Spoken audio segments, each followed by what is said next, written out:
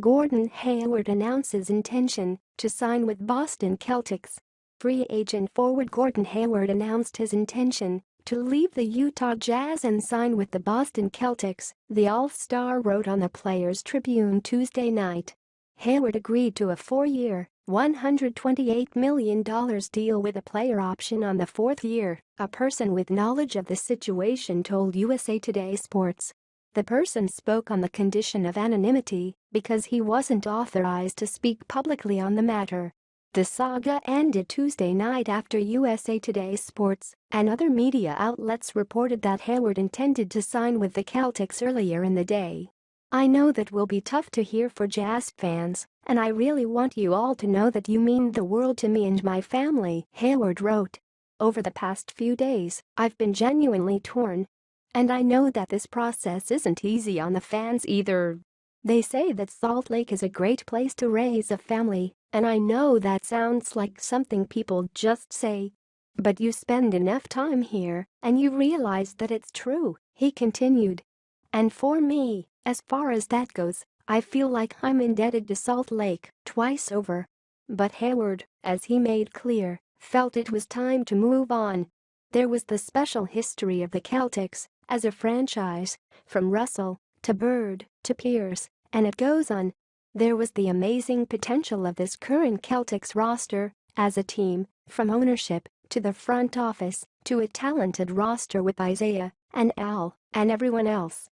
And of course, there was Coach Stevens, not just for the relationship that we've built off the court, but also for the one that we started building on the court all of those years ago in Indiana.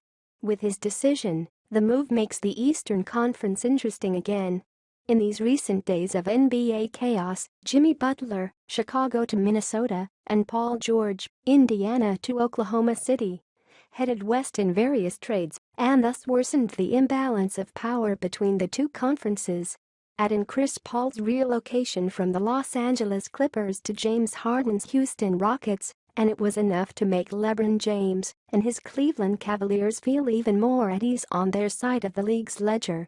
More on Hayward's situation, but Hayward to Boston changes everything, with the Celtics primed to push a Cavs team that has reached the finals in 3 consecutive Junes since James returned from Miami.